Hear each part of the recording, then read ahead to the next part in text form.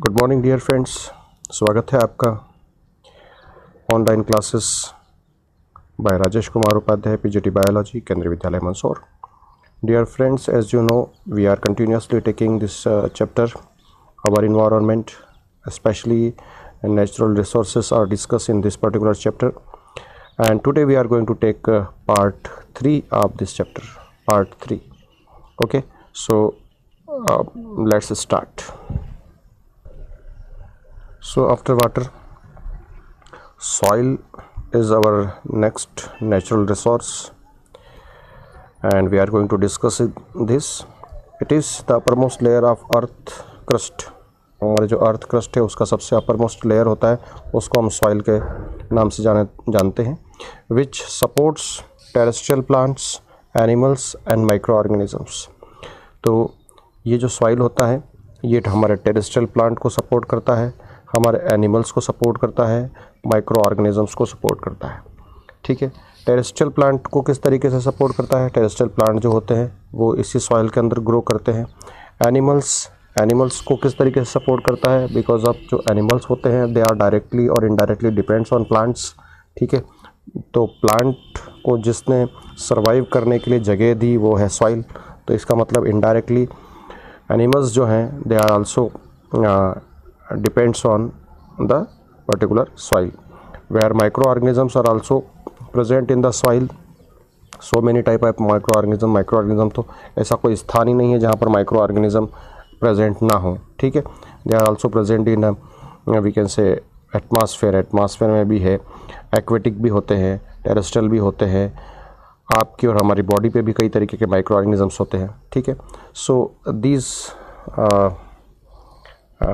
organisms are depends directly or indirectly depends on soil. It is formed from the weathering of rocks के weathering से इसका formation होता है, यानी कि rocks के ब्रेक होने से इसका फॉर्मेशन होता है। weathering of rocks by physical, chemical and biological activities by the action of wind, water and sun.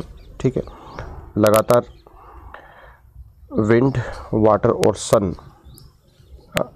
के एक्शन से जो रॉक्स होते हैं उसमें फिज़िकल, केमिकल और बायोलॉजिकल एक्टिविटीज़ चलती है, जिसके कारण जो रॉक्स होता है वो डिग्रेडेड होता है, वो ब्रेक होता है, वो टूटता है और उसी से सॉइल का फॉर्मेशन होता है। It is made up mainly by mineral particles, इसमें मिनरल पार्टिकल्स होते हैं। Organic material is present inside the soil. Minerals आप जानते हैं, बहुत सारे तरीके के minerals, calcium, potassium, sulphur, phosphorus, iron. ठीक है, so many types of minerals are present, zinc, manganese, all this and organic materials, various types of organic materials are also present. ठीक है, air is also present inside the soil. ठीक है, अगर air नहीं होगी तो कोई भी प्लांट वहाँ पर जर्मिनेट ही नहीं कर सकता है, मतलब सीड जर्मिनेशन नहीं होगा, माइक्रोबियल एक्टिविटीज़ नहीं चलेगी। सो air should be present inside the soil. तो सॉइल में एयर भी होती है एंड लिविंग ऑर्गेनिजम्स यानी कि माइक्रो ऑर्गेनिजम्स भी सॉइल के अंदर होंगे। So this is the composition of soil. Soil is consist by some organic and inorganic materials as well as air, water and living organisms are present inside the soil.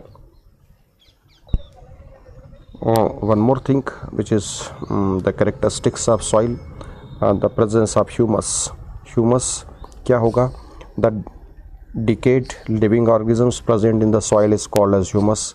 जो मरे हुए, सड़े हुए जो ऑर्गेनिजम्स सॉइल के अंदर present होंगे उसी को हम ह्यूमस कहेंगे। स्पेशली ये प्लांट्स होते हैं, प्लांट की जब डेथ हो जाती है और उसको डिकम्पोज कर दिया जाता है तो उससे एक पर्टिकुलर स्ट्रक्चर ऑफ सॉइल बनता है, that is called as humus. उसको हम ह्यूमस बोलते हैं। और ह्यूमस के क्या फ़ायदे हैं? Humus makes the soil porous. अगर किसी सॉइल के अंदर जितना ज़्यादा ह्यूमस होगा तो सॉइल के अंदर पोरोसिटी काफ़ी ज़्यादा होगी, पोरस होगी, यानी कि उसके अंदर इजीली एरिएशन हो जाएगा, इजीली पानी चला जाएगा उसके अंदर। ठीक है, तो किसी भी सॉइल के अंदर जितना ज़्यादा ह्यूमस होना, इसका मतलब सॉइल का उतना ही पोरस होना, और जितना वो पोरस होगा उतना ही वाटर और एयर वहाँ पर प्रेजेंट होगी, और जितना ज़्यादा वाटर और एयर प्रेजेंट होगी उतने ज़्यादा वहाँ पर वो मिनरल रिच होगी वो सॉइल, उसके अंदर उतनी ऑक्सीजन अवेलेबल होगी। किसी भी माइक्रो ऑर्गेनिजम्स को एक्टिविटी करने के लिए, बायोलॉजिकल एक्टिविटीज़ के लिए ऑक्सीजन अवेलेबल होगी, सीड्स को जर्मिनेशन के लिए ऑक्सीजन अवेलेबल होगी, तो वो सॉइल उतनी ही फर्टाइल हो जाएगी। Humus makes soil porous and allow water and air to penetrate deep underground making the soil more fertile. बिल्कुल सही बात है, इसी के बारे में हमने अभी भी डिस्कस किया है। ठीक है, सो किसी भी सॉइल के अंदर जितना ज़्यादा ह्यूमस है उतना ही वो सॉइल फर्टाइल हो जाएगा। जब हम किसी सॉइल के अंदर मैन्योर को ऐड करते हैं, जो हमारा देशी खाद होता है उसको ऐड करते हैं, तो सॉइल की जो ह्यूमस होती है वो काफ़ी बढ़ती है, और उसी के कारण जो सॉइल की फर्टिलिटी है वो भी बढ़ जाती है। बदले कि हम जब केमिकल फर्टिलाइज़र यूज़ करते हैं, तो केमिकल फर्टिलाइज़र क्या करता है कि उसमें जो डिफरेंट केमिकल्स होते हैं वो सॉइल पार्टिकल को ज़्यादा स्ट्रॉन्गली बाइंड कर देता है। तो ऐसी कंडीशन में सॉइल की जो पोरोसिटी होती है, जो पोरस कंडीशन उसकी होती है वो कम हो जाती है, तो उसके अंदर जो एरिएशन और वाटर का जो पेनेट्रेशन होता है वो कम हो जाता है, और ऐसी कंडीशन में सॉइल हार्ड हो जाएगी। और सॉइल हार्ड होने के बाद ऐसा कह सकते हैं कि वो सॉइल जो है वो अपने धीरे धीरे अपनी फर्टिलिटी लूज़ करने लगती है। ठीक है, तो काफ़ी लंबे समय तक अगर किसी कल्टीवेटेड एरिया में हम केमिकल फर्टिलाइज़र यूज़ करते हैं, तो ऐसी कंडीशन में क्या होगा कि हमारी सॉइल जो है वो हार्ड होती चली जाएगी, उसकी पोरोसिटी कम हो जाएगी, उसके अंदर एरिएशन कम हो जाएगा, उसके अंदर वाटर का पेनेट्रेशन कम हो जाएगा, तो सॉइल की फर्टिलिटी धीरे धीरे धीरे कम हो जाएगी। तो हमें केमिकल फर्टिलाइज़र से अब धीरे धीरे किधर मूव करना चाहिए? We have to move towards the manure, और जिसको हम बोलते हैं कि ऑर्गेनिक फार्मिंग की तरह बढ़ना चाहिए। ठीक है, बायोलॉजिकल फार्मिंग की तरफ बढ़ना चाहिए। नेक्स्ट बात करते हैं हम सॉइल पोल्यूशन के ऊपर। Removal of useful components from the soil and addition of other substances which adversely affect the fertility of the soil and kill micro organisms living in it is called as soil pollution. ठीक है, तो क्या होगा कि soil के अंदर से removal of useful components remove हो जाए, कम हो जाए। ठीक है, एडिशन ऑफ अदर सब्सटेंसेस, उसकी जगह ऐसे सब्सटेंसेस चले जाएं जो उस सॉइल को ख़राब करते हो, which adversely affect the fertility of the soil, जो कि सॉइल की फर्टिलिटी को कम करते हो, एडवर्सली इफेक्ट करते हो। और माइक्रो ऑर्गेनिजम्स जो उसके अंदर हैं, सॉइल के अंदर different type of micro organisms, bacteria, जिसमें हम राइजोबियम बैक्टीरिया के बारे में भी बात कर सकते हैं, ब्लू ग्रीन एल्गी के बारे में हम बात कर सकते हैं। हम वहाँ पर माइक्रो ऑर्गेनिज्म तो नहीं है, अर्थवर्म के बारे में हम बात कर सकते हैं। तो ये ऐसे ऑर्गेनिज्म हैं जो लगातार सॉइल की फर्टिलिटी को इंक्रीज़ करते हैं। लेकिन कुछ ऐसे सब्सटेंसेस को सॉइल के अंदर ऐड कर दिया जाए जो कि सॉइल को एडवर्सली अफेक्ट करता है और जो माइक्रो ऑर्गेनिजम्स हैं उनको किल कर देता है। तो ऐसी कंडीशन में जो सॉइल की जो पर्टिकुलर उसका जो कैरेक्टरिस्टिक होता है वो ख़त्म हो जाता है, और उसी एडवर्स अफेक्ट या वी कैन से इसी इफ़ेक्ट को हम सॉइल पोल्यूशन कह सकते हैं।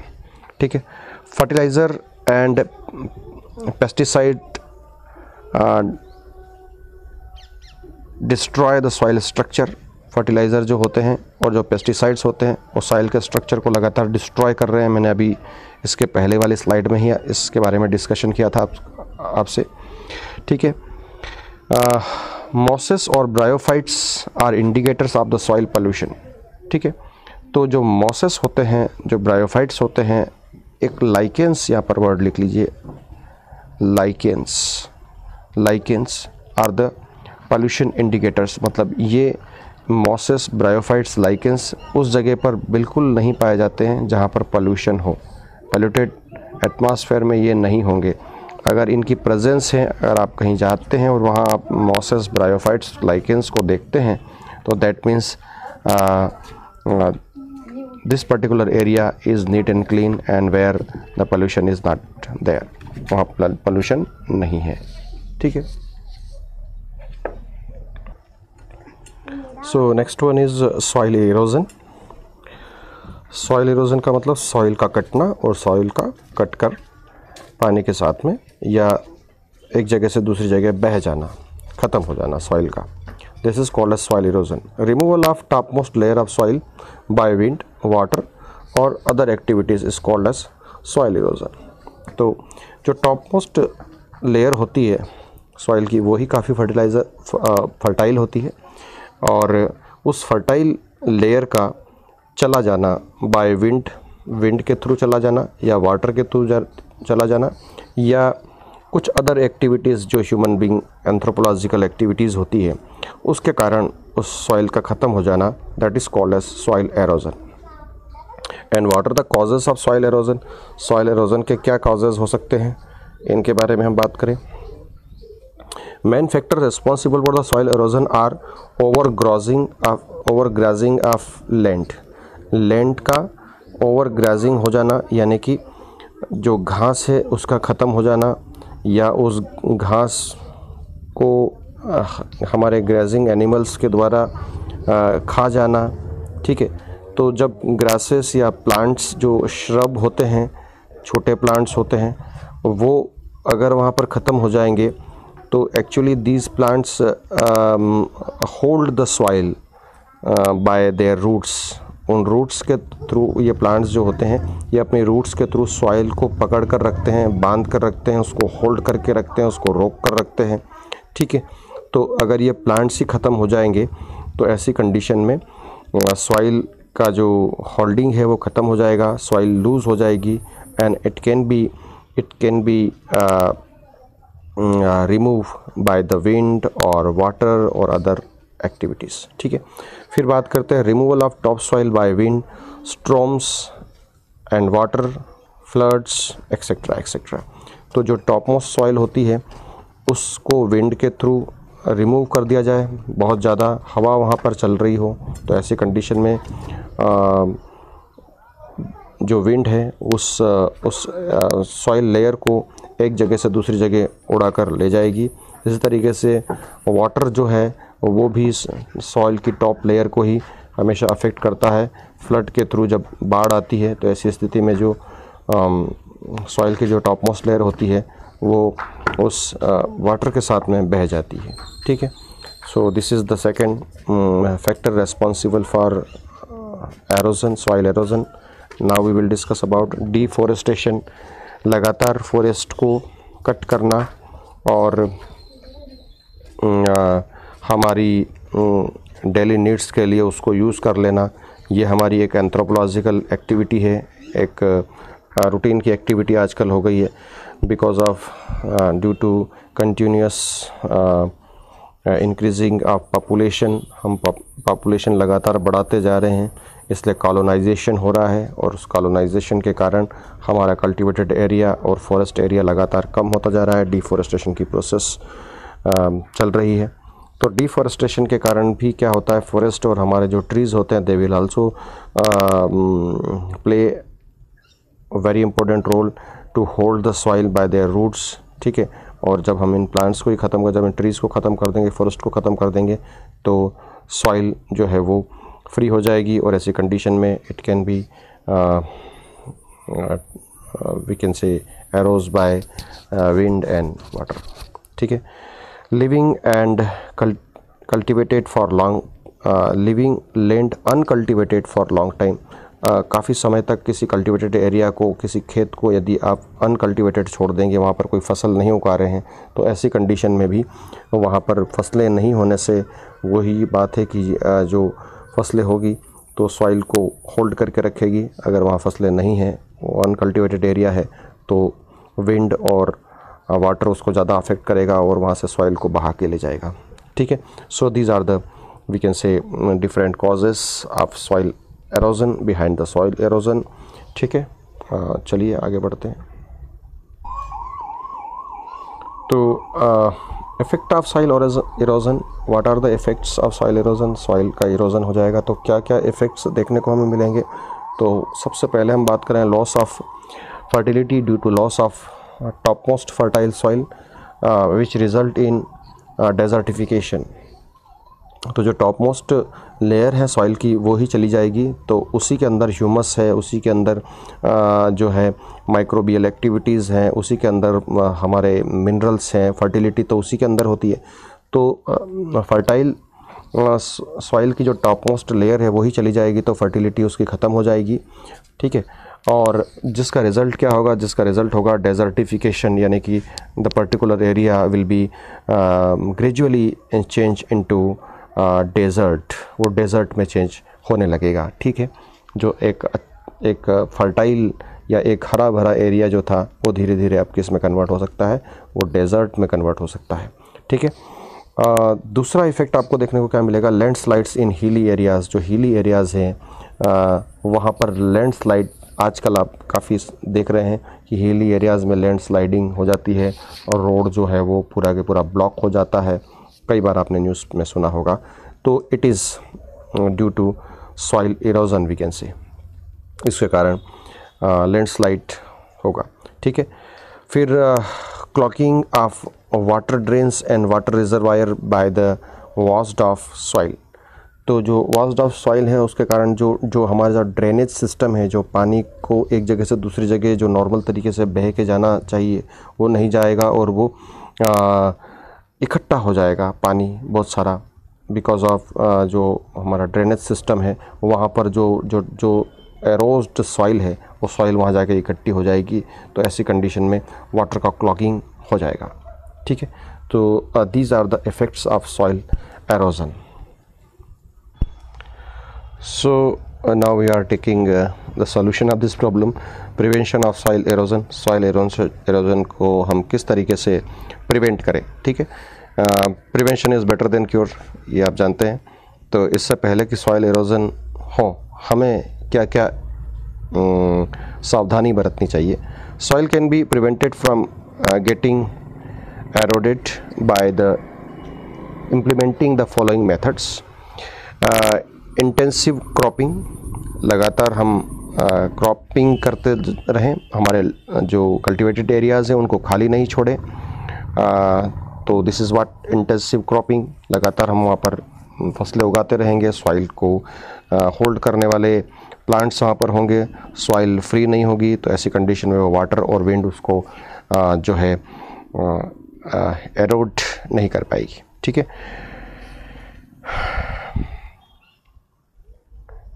Terrace farming means special type of farming we can, जिसमें हम क्रॉप के साथ में ट्रीज़ को भी लगाते हैं। This is called as what terrace farming we can say step farming जो होती है। तो ऐसी कंडीशन में क्या होता है कि जो रनिंग वाटर होता है वो रनिंग वाटर सॉइल को बहाकर ले जाने में मतलब ईज़िली वो उसको सॉइल को इरोज नहीं कर सकता है ऐसी कंडीशन में, ठीक है। Terrace farming is also we can say implementation to prevent the soil erosion. इसके बाद हम बात करते हैं एफोरेस्टेशन। एफोरेस्टेशन मीन्स ये डिफोरेस्टेशन का एंटोनिम्स है, यानी कि हम यहाँ पर प्लांट को काटेंगे नहीं, प्लांट को लगाएंगे, प्लांटेशन करेंगे, सेपलिंग करेंगे, फॉरेस्ट एरिया को हम लगातार बढ़ाते जाएंगे। तो ऐसी कंडीशन में हमारा सॉइल एरोजन जो है वो कम होता जाएगा। और जब हम कंप्लीट जो हमारा जितना फॉरेस्ट हमने डैमेज किया है उतना फॉरेस्ट अगर एरिया हम बढ़ा देते हैं तो सॉइल एरोजन बिल्कुल नील हो जाएगा, ज़ीरो हो जाएगा। Making strong, so to make strong embankment along the river bank means जो रिवर फ्लो कर रही है उस रिवर को आउटफ्लो से रोकने के लिए कि रिवर अपने निर्धारित जो उसकी रनवे है उसी रनवे पे वो चले और कहीं उससे एक्सेस वाटर जो हो वो ना निकले, उसके लिए हमें उसके साथ साथ में जो स्ट्रॉन्ग स्टोन्स की दीवार बनाकर उसको एक डेफिनेट उसका जो रनवे है उस पर ले जाना, इसको हम बोलते हैं एम्बैंकमेंट, ठीक है। एम्बैंकमेंट का मतलब जो है रिवर को आउटफ्लो होने से रोकने की कोशिश, यानी कि हम फ्लड आने की सिचुएशन ना आने दें, ठीक है। तो ऐसी कंडीशन में भी हम सॉइल इरोजन को प्रिवेंट कर सकते हैं। मतलब ये भी एक तरीका है कि फ्लड, भाई अगर रिवर में ज़्यादा पानी आ गया तो पानी बाहर निकलेगा और फ्लड की सिचुएशन हो सकती है। तो हम रिवर के आउटफ्लो को रोकने के लिए, ओवरफ्लो को रोकने के लिए उसके आसपास एक डेफिनेट स्लोप बना दें और पत्थरों से उसकी हाइट बढ़ा दें ताकि उससे पानी बाहर ना निकले। ठीक है, so this is another we can say this is an idea by which we can prevent the flood situation. ठीक है, चलिए आगे बढ़ते हैं। फॉरेस्ट मैनेजमेंट की बात करते हैं हम, तो किस तरीके से डिफॉरेस्टेशन को रोका जाए। उसके लिए एक मूवमेंट के बारे में हमेशा बात की जाती है, Chipko movement. It was a movement started to conserve the forest conservation के लिए एक मूवमेंट स्टार्ट किया गया था। The movement was led by Sundarlal Bahuguna in Garhwal Himalaya. तो गढ़वाल हिमालय क्षेत्र में जो फॉरेस्ट को कंजर्व करने के लिए, ट्रीज़ को कटने से बचाने के लिए इन्होंने, सुंदरलाल बहुगुणा ने अपने साथियों के साथ में एक मूवमेंट स्टार्ट किया था, जिसमें ये लोग ट्रीज़ को बचाने के लिए, जब लोग ट्रीज़ को काटने के लिए जाते थे तो ये उन ट्रीज़ को हग कर लेते थे। ट्रीज़ हग मूवमेंट के नाम से भी इसको जाना जाता है। तो उसको, ट्रीज़ को ये गले लगा लेते थे, उससे ये चिपक जाते थे और ऐसी स्थिति वहाँ पर एक निर्मित करते थे कि अगर आपको ये ट्री को काटना है तो इसके पहले आपको हमसे लड़ना पड़ेगा या आपको हमें काटना पड़ेगा। तो this is what kind of devotion shown by Sundarlal Bahuguna and their we can say their group, है ना। उन लोगों ने इस तरीके का एक इको फ्रेंडली या we can say environment friendly अपना नेचर शो किया और उन्होंने इस तरीके से टिहरी गढ़वाल क्षेत्र में फॉरेस्ट को कटने से बचाया। ठीक है, तो this is the Chipko movement, hug the tree movement, which was led by Shri Sundarlal Bahuguna and their group. और उन्होंने फॉरेस्ट कंजर्वेशन के लिए एक अनूठी मिसाल पेश की। तो बच्चों, यहाँ पर हम हमारा एक जो पार्ट है जिसमें हम बात कर रहे थे नेचुरल रिसोर्सेस, तो जिसमें हमने स्पेशली एयर, वाटर और फॉरेस्ट के बारे में बात की। इन तीनों के किस तरीके से कंजर्व किया जाए, किस तरीके से इनको बचाया जाए, इसके बारे में हम बात कर चुके हैं। तो अगले वीडियो में हम बायोजियोकेमिकल साइकिल्स के बारे में देखेंगे। बायोजियोकेमिकल साइकिल में हम वाटर साइकिल को डिस्कस करेंगे और इसके बाद हम यहाँ पर नाइट्रोजन साइकिल को डिस्कस करेंगे। नाइट्रोजन साइकिल के बाद हम यहाँ पर डिस्कशन करेंगे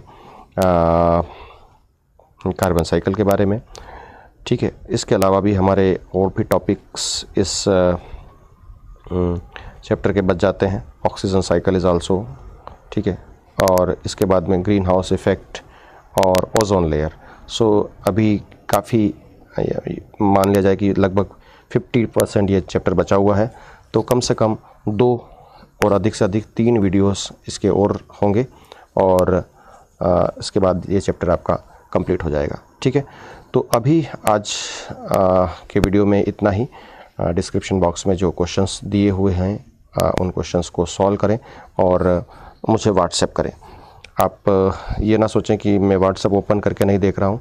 एक्चुअली मैंने व्हाट्सएप अपने लैपटॉप में डाउनलोड कर रखा है और वहीं पर आपकी फ़ाइल डाउनलोड करता हूँ और हर स्टूडेंट के नाम से एक फ़ाइल बनाई जा रही है जो मेरे लैपटॉप में सेव है। मैं उसकी मार्किंग भी कर रहा हूँ।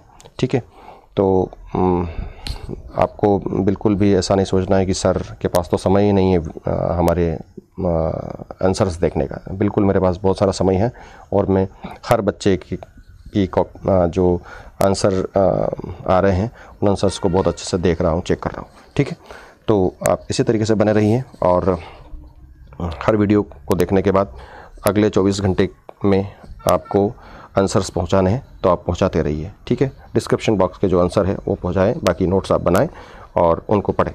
ठीक है, चलिए, बहुत बहुत धन्यवाद।